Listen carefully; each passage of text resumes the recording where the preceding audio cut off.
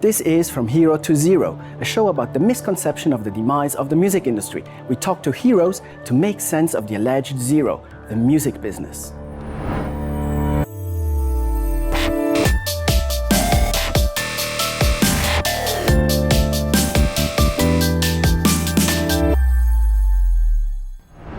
Hi Scott, how are you doing? Good, how are you? Very good, thank you. Thank you for taking time and standing with us here and talking about Anthrax. No worries. So, Scott, you've been an essential part of the metal music scene for decades by now. Where do you see the difference between being a musician today, 2015, as of compared to when you started in the 80s? I don't know, I mean, there's so many differences. Outside of the band, there's so many differences, but really the way we work as a band, not much really has changed as far as the way we do things, whether it's writing songs and recording albums or touring and playing shows. All that is very much the same as it was, 30 years ago. There's just a lot more of it. We tour a lot more now, oddly enough, than we did in the 80s. I think that just has something to do with the fact that there's more places to go. So many more markets have opened up around the world.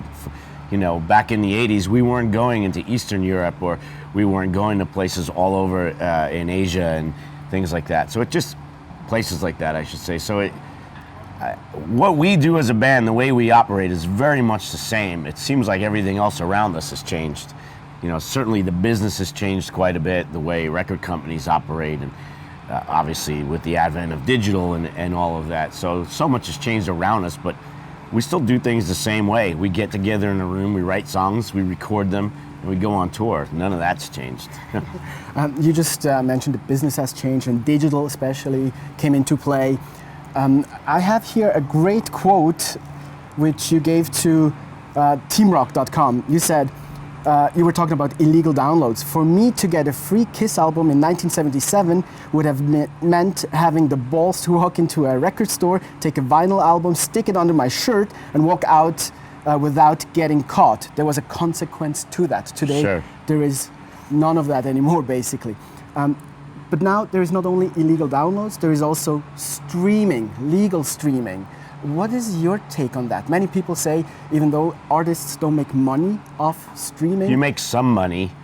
Of course, it's just not really, obviously as an artist, I feel like we should be being paid more for our streams. I think what streaming and many other types of ways to get music these days, basically what it's done is it's just really devalued music. Music doesn't have the same value in the people's minds on this planet as it did 10 years ago, 20 years ago. It's just been really devalued. It's the commodity of music is worth less these days. Albums couldn't be cheaper. You could buy a brand new album, let's say on iTunes. You could buy a brand new CD for $10. I mean, it wasn't that long ago where you had to go to let's say Virgin Megastore, which used to be everywhere. Albums back then in the States, a brand new CD would cost you at least $17. That's not even including the gas to get there in your car, paying for parking sometimes.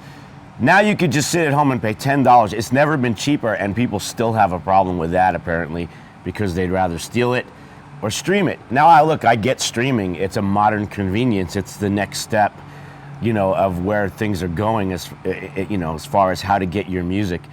And I don't have a problem with that. I was one of the first people to get an iPod. I love iTunes. I love having all my shit right here in my phone. I love the convenience of that. I even like streaming. Because it will turn me on to music that maybe I wouldn't have heard before, and then I'll go and buy the record. But I just feel like, once again, bands are getting ripped off by these streaming services. If Spotify would pay more money to the bands for the art they're creating, I think just in general, people would have a better view of music and think it was worth more. Music should be worth something. It is worth something. We're creating art, and and these businesses have completely devalued what we do, and obviously I think that's bullshit. A certain school of thoughts in that kind of business say that concerts is where musicians should focus on to play gigs, to get paid for that, because as many say, you can't download the live experience. What is your take on that? Well, of course, we do focus on that. We've been touring since 1984. We're not a band that was ever an MTV band or a radio band. You know, we're not a pop band. We play metal. So touring has been our life since the beginning of this band. That's how we've gotten our music out there to people. And that's how we still do it. We get out and we play great live shows. It's something we can control. You know, we can only control a few things as a band. Obviously, the songs we write, the records we make, and the shows we play. Everything else is out of our control. So being a great live band has been something that we've always focused on since day one, because we want people to come, see the band, get blown away, want to come back again. If they don't own the record, they want to go home and get that record as soon as they leave the show. Shit, even if, you know, I'm sure a lot of people saw us last night in Paris and probably went home and stole the record online somehow, you know, but at least now they're a fan, and maybe they will come back and see us next time we play again, you know. That's our job. I do agree with that school of thought. It is our job to be a great live band. That has been since the beginning. You know, I have no problem with that thought. Do you think that as an artist, not necessarily just metal artists, just artists in general, branding is becoming more important these days, so that you can use your own brand, like Scott Ian, the brand as a musician, to maybe license more products, bring out more products? That's what people want, my face on things, let's say. Well, there are certain artists who do that. Today I'm selling Scott Ian toothpaste because I haven't brushed my teeth yet. I only woke up about 2 hours ago. So I'm going to look for some Scott Ian brand toothpaste today to clean my mouth. No, I understand what you're saying, and we certainly have. I mean, we've done 2 batches of Anthrax whiskey at this point. Okay. We did 1 barrel. It was something like 80 bottles of it. Very high-end bourbon.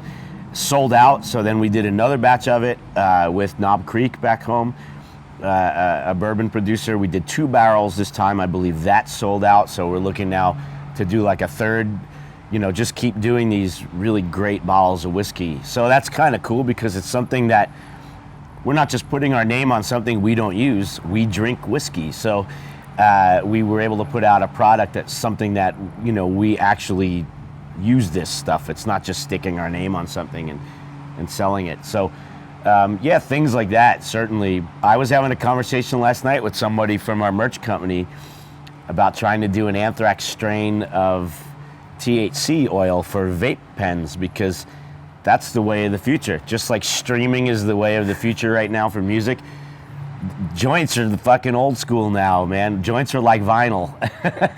Or I should say, joints are like cassettes, because vinyl's come back in a big way, which is really cool, but joints are like cassettes. Everybody's vaporizing now, so we should do an Anthrax THC oil for, you know, I think that would be a cool strain, the Anthrax strain. It would have to be very strong, obviously. Obviously, very cool idea. You are very strong as Scott Ian already on social media. You have a huge following. How do you see it? How did you get into becoming such a well-followed artist on social media? Did you have a strategy behind it? No, a strategy. Yeah, I have my team of people analyzed it and said you should go on Twitter and say stupid shit, and then a lot of people will follow you. That's about all the analyzation. I like the platforms I like Twitter and Instagram because there's no middleman. That's what I really enjoy about it. It's me. I'm talking to people one-on-one on there. If you're getting an answer from me, that's me answering you on there. So I just think that's awesome. I put myself in the shoes of a person who, let's say, to bring up Kiss again, if I was 13 and I could have sent a Twitter message to Gene Simmons and he would have replied to it, I would lose my mind. That would be the coolest thing ever. So I just like the fact that there's no in between. It's not management. It's not a record label. That's just me being able to interact one-on-one with the people who who like my band or like me or whatever it is. So I really like that ability to do that. Very cool. Last question. Where do you see the business evolve to? Like more streaming, more live concerts? What do you think? Who knows? You know, like I just mentioned, you know, vinyl has really come back in a strong way, which is something if you would have said 10 years ago, in 2015, vinyl is going to be really big again. I'd be like, what? Like, yeah, that's no way, you know? But vinyl is back in a big way, so much so that it takes almost 5 months to get your vinyl done for a release date. You need so much time because there's not many vinyl manufacturers now. There's more demand than there is the ability to even make the shit. So I think that's awesome, you know, that vinyl has come back so big. And I hope it stays. I hope it stays around because I think the vinyl experience, certainly for people who weren't old enough to have experienced vinyl in the first place, because shit, vinyl started to disappear in the 80s. Just think about it. So people, when CDs took over. So when you think about it, a lot of people who are buying music these days never had that experience of putting on a record. And, you know, so I think it's cool for people of an age group who never experienced it the first time around and now getting to experience vinyl. So that's really cool. Where it goes from here, I don't know. You know, I think the streaming model is definitely cool. I just hope it could get sorted out for bands where bands are getting more than their share that they're getting now. Let's put it that way. More of a fair share of the cut anyway. Because I think streaming is a good model. It just, the business end of it, I think, needs to be worked out. And who knows? I mean, I can't wait for when you're just gonna get a little chip implanted somewhere in your head, and that'll be your phone, it'll be your eye chip, and Apple will just implant something in your head, and you'll have all your music, and you'll just be able to think about who you want to call, and you'll be able to call them. And it's like that TV show Black Mirror, if you've seen it or not. Like, I think that's probably the way of the future at some point. Shit's just gonna be inside us. Cool. Well, Scott, thank you very, very much. All the best. Cheers.